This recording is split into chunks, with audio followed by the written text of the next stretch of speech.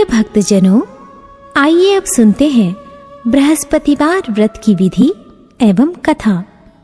इस दिन बृहस्पतेश्वर महादेव जी की पूजा होती है। दिन में एक समय ही भोजन करें, पीले वस्त्र धारण करें, पीले पुष्पों को धारण करें।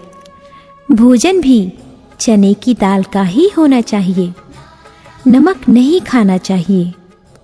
पीले रंग का फूल, चने की दाल, पीले कपड़े तथा पीले चंदन से पूजा करनी चाहिए। पूजन के पश्चात कथा सुननी चाहिए। इस व्रत के करने से बृहस्पति जी अति प्रसन्न होते हैं तथा धन और विद्या का लाभ होता है। स्त्रियों के लिए ये व्रत अति आवश्यक है। इस व्रत में केले का पूजन होता है। कथा। किसी गांव में एक साहूकार रहता था, जिसके घर में अन्न, वस्त्र और धन किसी की कोई कमी नहीं थी, परंतु उसकी स्त्री बहुत ही कृपण थी। किसी भिक्षार्थी को कुछ नहीं देती, सारे दिन घर के कामकाज में लगी रहती। एक समय एक साधु महात्मा बृहस्पतिवार के दिन उसके द्वार पर आए और भिक्षा की याचना की। स्त्री उस समय घर के आंगन को लीप रही थी। इस कारण साधु महाराज से कहने लगी कि महाराज, इस समय तो मैं घर लीप रही हूँ, आपको कुछ नहीं दे सकती, फिर किसी अवकाश के समय आना। साधु महात्मा खाली हाथ चले गए। कुछ दिन के पश्चात वही साधु महाराज आए, उसी तरह भिक्षा मांगी। साहूकारनी उस समय लड़के को खिला रही थी। कहने लगी, महाराज मैं क्या करूं, अवकाश नहीं है, इसलिए आपको भिक्षा नहीं दे सकती। तीसरी बार महात्मा आए तो उसने उन्हें उसी तरह से टालना चाहा, परंतु महात्मा जी कहने लगे कि यदि तुमको बिल्कुल ही अवकाश हो जाए तो मुझको भिक्षा दोगी? साहूकारनी कहने लगी कि हाँ महाराज, यदि ऐसा हो जाए तो आपकी बड़ी कृपा होगी। साधु महात्मा जी कहने लगे कि अच्छा, मैं एक उपाय बताता हूँ।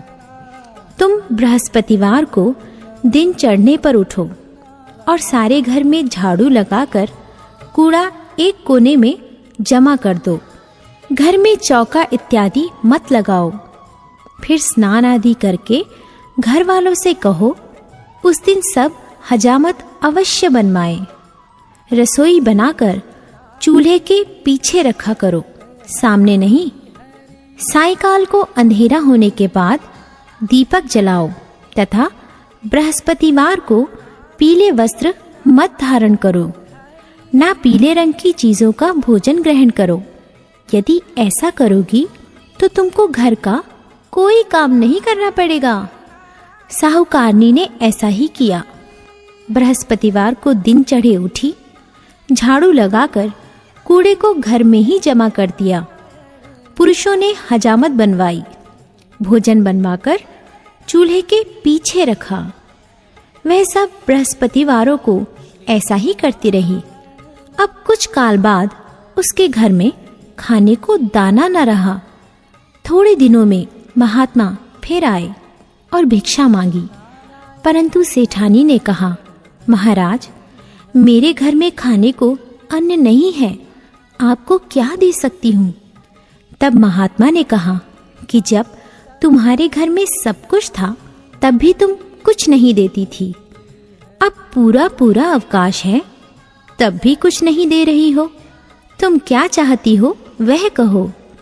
तब सेठानी ने हाथ जोड़कर प्रार्थना की, महाराज अब कोई ऐसा उपाय बताओ कि मेरे पहले जैसा धन धान्य हो जाए। अब मैं प्रतिज्ञा करती हूँ कि आप जैसा कहेंगे वैसा ही करूँगी। तब महात्मा जी ने कहा, बृहस्पतिवार को प्रातःकाल उठकर स्नानादि से निवृत्त होकर घर को गौ के गोबर से लीपो तथा घर के पुरुष हजामत ना बनवाए। भूखों को अन्न जल देती रहो। ठीक सायंकाल दीपक जलाओ। यदि ऐसा करोगी तो तुम्हारी सब मनोकामनाएं भगवान बृहस्पति जी की कृपा से पूर्ण होंगी। सेठानी ने ऐसा ही किया और उसके घर में धन धान्य वैसा ही हो गया जैसा कि पहले था। इस प्रकार भगवान बृहस्पति जी की कृपा से अनेक प्रकार के सुख भोग कर दीर्घ काल तक जीवित रही।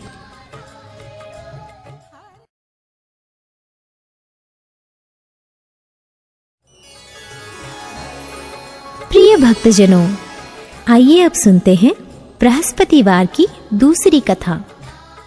एक दिन इंद्र बड़े अहंकार से अपने सिंहासन पर बैठे थे और बहुत से देवता, ऋषि, गंधर्व, किन्नर आदि सभी सभा में उपस्थित थे। जिस समय बृहस्पति जी वहां पर आए तो सबके सब उनके सम्मान के लिए खड़े हो गए, परंतु इंद्र गर्व के मारे खड़ा ना हुआ। यद्यपि वह सदैव उनका आदर किया करता था। बृहस्पति जी अपना अनादर समझते हुए वहां से उठकर चले गए। तब इंद्र को बड़ा शोक हुआ कि देखो, मैंने गुरुजी का अनादर कर दिया, मुझसे बड़ी भारी भूल हो गई। गुरुजी के आशीर्वाद से ही मुझको यह वैभव मिला है। उनके क्रोध से यह सब नष्ट हो जाएगा, इसलिए उनके पास जाकर उनसे क्षमा मांगनी चाहिए, जिससे उनका क्रोध शांत हो जाए और मेरा कल्याण हो। ऐसा विचार कर इंद्र उनके स्थान पर गए। जब बृहस्पति जी ने अपने योग बल से यह जान लिया कि इंद्र क्षमा मांगने के लिए आ रहा है, तब क्रोधवश उनसे भेंट करना उचित ना समझकर अंतर्ध्यान हो गए। जब इंद्र ने बृहस्पति जी को घर पर न देखा, तब निराश होकर लौट आए। जब दैत्यों के राजा वृषवर्मा को यह समाचार विदित हुआ, तो उसने अपने गुरु शुक्राचार्य की आज्ञा से इंद्रपुरी को चारों तरफ से घेर लिया। गुरु की कृपा न होने के कारण देवता हारने व मार खाने लगे। तब उन्होंने ब्रह्मा जी को विनय पूर्वक सब वृतांत सुनाया और कहा कि महाराज, दैत्यों से किसी प्रकार हमें बचाइए। तब ब्रह्मा जी कहने लगे कि तुमने बड़ा अपराध किया है, जो गुरुदेव को क्रोधित किया। अब तुम्हारा कल्याण इसी में हो सकता है। त्वष्टा ब्राह्मण का पुत्र विश्वरूपा बड़ा तपस्वी और ज्ञानी है, उसे अपना पुरोहित बनाओ तो तुम्हारा कल्याण हो सकता है। ये वचन सुनते ही इंद्र त्वष्टा के पास गए और बड़े विनीत भाव से त्वष्टा से कहने लगे कि आप हमारे पुरोहित बनिए, जिससे हमारा कल्याण हो। तब त्वष्टा ने उत्तर दिया कि पुरोहित बनने से तपोबल घट जाता है, परंतु तुम बहुत विनती करते हो, इसलिए मेरा पुत्र विश्वरूपा पुरोहित बनकर तुम्हारी रक्षा करेगा। विश्वरूपा ने पिता की आज्ञा से पुरोहित बनकर ऐसा यत्न किया कि हरि इच्छा से इंद्र वृषवर्मा को युद्ध में जीतकर अपने इंद्रासन पर स्थित हुआ। विश्वरूपा के 3 मुख थे। एक मुख से वह सोमपल्ली लता का रस निकाल पीते थे, दूसरे मुख से वह मदिरा पीते और तीसरे मुख से अन्नादि भोजन करते। इंद्र ने कुछ दिनों उपरांत कहा कि मैं आपकी कृपा से यज्ञ करना चाहता हूँ। जब विश्वरूपा की आज्ञानुसार यज्ञ प्रारंभ हो गया, तब एक दैत्य ने विश्वरूपा से कहा कि तुम्हारी माता दैत्य की कन्या है, इस कारण हमारे कल्याण के निमित्त एक आहुति दैत्य के नाम पर भी दे दीजिए तो अति उत्तम हो। विश्वरूपा उस दैत्य का कहा मानकर आहुति देते समय दैत्य नाम भी धीरे धीरे से लेने लगे। इसी कारण यज्ञ करने से देवताओं का तेज नहीं बढ़ा। इंद्र ने यह वृतांत जानते ही क्रोधित होकर विश्वरूपा के 3 सिर काट डाले मद्यपान करने से भंवरा, सोमपल्ली पीने से कबूतर और अन्न खाने के मुख से तीतर बना। विश्वरूपा के मरते ही इंद्र का स्वरूप ब्रह्म हत्या के प्रभाव से बदल गया। देवताओं के 1 वर्ष पश्चाताप करने पर भी ब्रह्म हत्या का वह पाप न छूटा, तो सब देवताओं के प्रार्थना करने पर ब्रह्मा जी बृहस्पति जी के सहित वहां गए। उस ब्रह्म हत्या के 4 भाग किए, उनमें से 1 भाग पृथ्वी को दिया। इसी कारण कहीं कहीं धरती ऊंची नीची और बीज बोने के लायक भी नहीं होती।